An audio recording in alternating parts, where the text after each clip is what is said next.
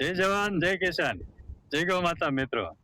આજે આપણે વાત કરવી છે આપણે વાવણી વિશે કે આપણે ખેતીમાં છે વાવણી સમયે ખેડૂતો અત્યારે છે એમ કહેવાય કે ખાતરનો કે આપણે જમીનમાં એમ કહેવાય કે જમીન સુધારવા માટે અનેક પ્રકારના બેક્ટેરિયાનો ઉપયોગ કરે છે.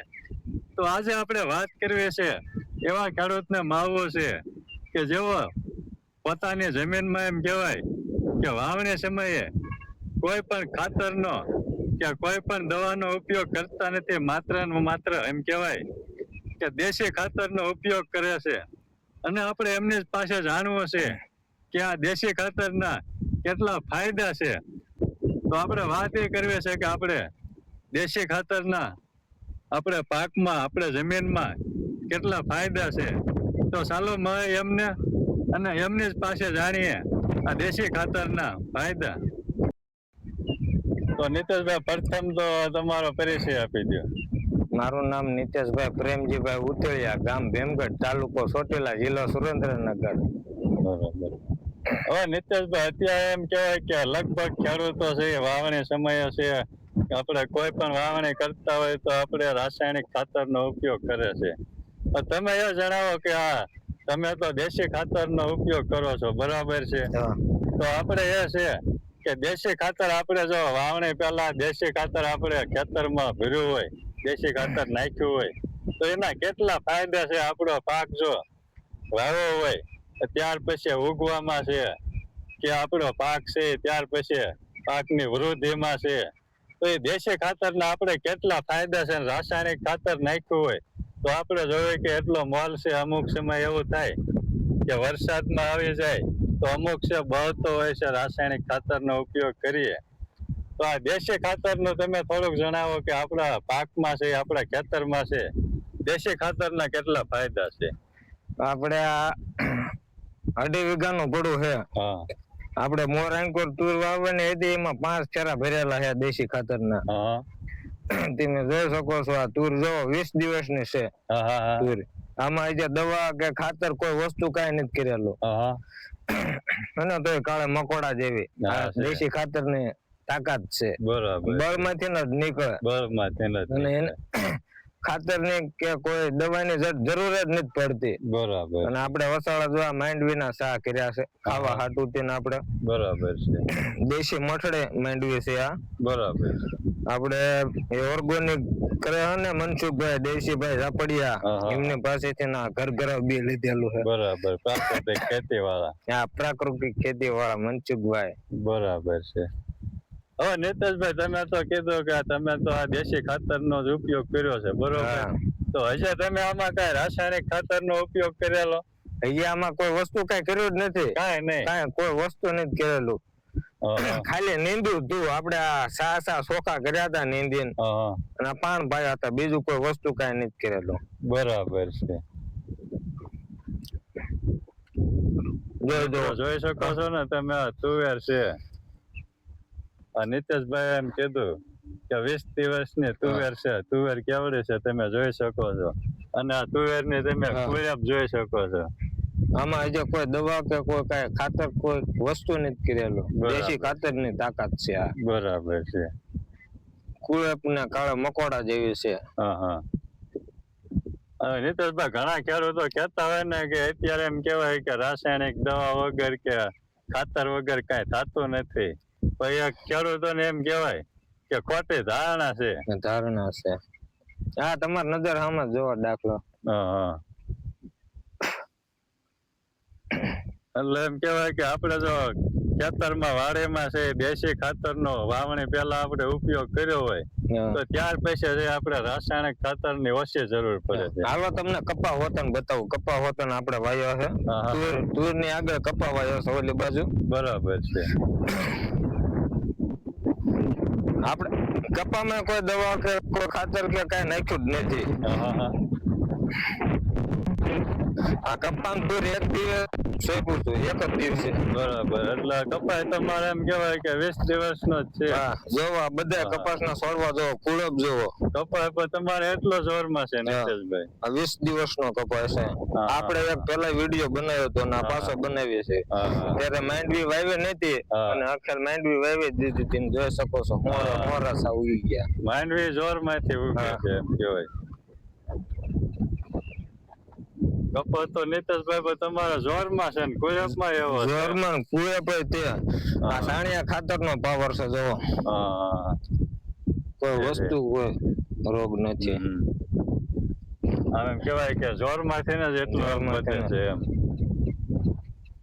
અને આપણે નીતેશભાઈ ઘણી વાર કેવું થતું હોય છે કે આપણે વાવણી સમયે ખેડૂત રાસાયણિક ખાતરનો ઉપયોગ કરે છે ને અત્યારે કેવું બને છે કે અમુક વાર છે કપાસ છે, તુવેર છે, એ આપણે પાણી ને આપણે તાણ થોડીક પડે ને એટલે બળવા માંડે છે. આપણે એક છોડવા નથી બેળો. બરાબર, તમારે તો જો કે તમે રાસાયણિક ખાતરનો ઉપયોગ કર્યો નથી એટલે દેશી ખાતરમાં એક ફાયદો રહે કે આપણે તાણ ઓછી પડે. તાણ ઓછી પડે અને એક છોડવો બળે નહીં. તમે એક છોડવો પીળાશ ઉપર નહીં પાડો, બળતો નહીં હોય, બધું આમ કુયપમાં જ તે. અને આપણે મગ હોતન વાયા છે એનો હોતન આપણે બતાવીશું. એમાં કોઈ દવાની છાંટે કે કોઈ ખાતર નહીં, કોઈ મગ કેવડા છે તમે જોઈશું. આપણે ખેડૂત કહેતા હોય ને કે મોલ દાંત કાઢે છે એમ આપણે દેશી ખાતર ભર્યું હોય ને તો આપણો મોલ છે એમ દાંત કાઢતો જ રહે એમ. નકર આ જમીન રહે ને રાણાભાઈ, આ ખારાનો ભાગ છે, સારી જમીન નથી. આ ખારાનો ભાગ છે, આ ખારા તરીકે તો ઓળખાય. ઢોરા તરીકે ઓળખાય. આ બધું આમ ઢાળ વાળું પાણી આમાં ઠેર્યું ન રહે, ઉયું જાય સીધું પાવે નહીં. જોવો છો ને મિત્રો તમે નીતેશભાઈ ની વાડી છે, નીતેશભાઈ કીધું એમ કે જમીન છે ઢોરા જેવી જમીન છે. આ બધું નીતેશભાઈ નો બધો પાક છે એમ કેવાય કે દાંત કાઢતો પાક છે. આ બધો ખારાનો જ ભાગ છે, કોઈ હારી જમીન નથી. તોય આપણે મહેનત એવી કરી ને વ્યવસ્થિત એટલે મોલ થાય જ તે. બરાબર છે.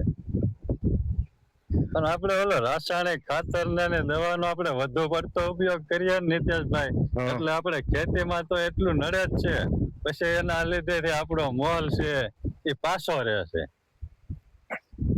આ મગ છે એ માંડવી ભેગા વાવેલા મગ છે. બરાબર. અને ઓલા મગ રહ્યા ને એ કપાસ ને વાવ્યો ને ત્યારે વાવેલા છે. બરાબર છે. મિત્રો આ જોઈ શકો છો આ નીતેશભાઈ કપાસ છે, તુવેર છે, આ મગ છે, આ બધી વાવણી સાથે જ કરેલ છે. આ મગ આપડા રાણાભાઈ ઘરે ખાવા હાટું વાયા છે. બરાબર. 120 રૂપિયા ભાવ છે. આપણે દાળ લેવા જાય ને મગની ખીચડી કરવી હોય ને એટલે 120 રૂપિયા કિલો નો ભાવ છે. એટલે કીધું 1 કિલો આપણે મગ લઈ લેવી અને ઘરે જ વાવી દેવી. બરાબર. ને આ ઘરે વણ વાયા છે, ખીચડે છે, કોઈ મગ બાફીને ખાવાના હોય જેવું બધું આપણે ઘરનું હોય તો ઉપાડી ને. આ 20 દિવસના મગ થયા છે. બરાબર. હજી આમાં કોઈ ખાતર કે નહીં, કોઈ દવા કે કાંઈ વસ્તુ નથી કરેલી. બરાબર. પેલા તુર ને કપા ને એ નીંદ્યું, હવે આ મગ નો નીંદવાનો વારો છે. બરાબર છે. જોઈ શકો કેવડા મગ છે અને મગ જોવો કેવા છે. મગ એવા છે એમ જોરમાં છે. જોરમાં ખાતર ની જરૂર જ ન પડે. આપણે સાણિયું ખાતર ભરેલું હોય ને એટલે મોલ ના જટ ખાતર ની કોઈ ઉણપ રહેતી જ નથી. બધા તત્વો મળે રહે છે સાણિયા ખાતર માં છે. બરાબર. નીતેશભાઈ તમે કીધું એમ કે આ તુવેર છે, કપાસ છે, એમાં તમે નિંદામણ કરીને એમ કેવાય કે નિંદામણ નીંદીને કાઢ્યું છે. બરોબર. નીંદીને કાઢ્યું એટલે કે તમે અત્યારે ખેડૂત છે વધારે ભાગે એમ કેવાય કે ખાડ ની દવા મારી દે છે, તો તમે એમાં આ ખાડ ની દવાનો ઉપયોગ નથી કરતા, નીંદી નાખો. નીંદી નાખ્યું તો આપણે આખું બધું તુર ને કપા ને બધું નીંદી નાખ્યું. આ મગ નીંદવાના છે. મગના છે 5-6 છે આપણે હોરા. બરાબર છે. એમાં તેના 2 સા રહી ગયા છે નીંદવાના. બરાબર છે. એટલે બધું નીંદા જાય. અને આપણે ઓલકેર મૂળા વાયા છે. બરાબર. આગળ અને અહીં આ બધું આ વસ્તુ હોય. મિત્રો તમે જોઈ શકો છો કે નીતેશભાઈ છે એમ કેવાય કે લગભગ તો એ ઓર્ગેનિક જ ખેતી કરે છે. બને ત્યાં સુધી કોઈ રાસાયણિક દવા કે ખાતરનો ઉપયોગ કરતા જ નથી. નીતેશભાઈ એમ કે આપણે ખેતીમાં તો નુકસાન થાય જ છે. પછી તમે આમ કીધું એમ કે આ મગ છે આપણે ખાવા વાવ્યા છે, તો એમ કહેવાય કે આપણે ઝેર વગરનું ખાય કે જેથી આપણે દવાનો ઉપયોગ ન કરી, હા તો આપણે એમ કહેવાય કે બધું છે ઝેર વગરનું ખાય કે. ઝેર વગરનું. પણ નીતેશભાઈ મૂળા છે, મૂળા તમે ક્યારે વાવેલા? મૂળા આપણે આ બધું કપાની વાયો ને હા ત્યારે જ વાયા હતા. ટ્રેક્ટર થી આમાં સા વખડા કરવા આવ્યા ને ત્યારે આ કેરા કરાઈ નાખ્યા હતા. બરાબર. અને ત્યારે જ આપણે વાવી દીધા હતા. હા. હારે જ તે આ બસ આ મૂળા 20 દિવસના થયા છે. બરાબર. મૂળા તમારે સારા છે. એના નીતેશભાઈ અત્યારે કેવું થાય, ઘણા ખેડૂતને એમ કહેવાય કે તડકા એટલા પડતા ને બળે જાય તો એના લીધે બળે જાય. પણ એમાં શું રાણાભાઈ, હા. એમે નીંદ્યા નતા. તડકા હા. પડતા ને આ જોવો ખડ રહ્યું, ખડમાં મૂળા છે, એમે નીંદ્યા નતા. બરાબર. એટલે નતા બળ્યા. હા હા હા. નીંદી નાખ્યું ને તો આ મૂળો રહ્યો ને આ ઉગાડો થઈ જાય. બરાબર. ઉગાડો થઈ જાય ને એટલે બળી જાય. બળી જાય. અને એમે નીંદ્યા નતા. આ બરાબર. વરસાદ ચાલુ, ઠંડક ચાલુ થઈ ગઈ ને એટલે નીંદી નાખ્યા. લકર જો આ ખડમાં હજી નીંદવાના છે એમાં મૂળા જ છે. બરાબર.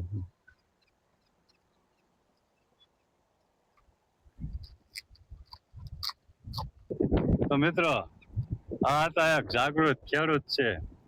પોતાની વાડીમાં એમ કહેવાય કે પ્રાકૃતિક રીતે જ એમ કહેવાય કે ઓર્ગેનિક જ ખેતી કરે છે. બને ત્યાં સુધી એમ કહેવાય કે રાસાયણિક દવા કે ખાતરનો ઉપયોગ કરતા નથી.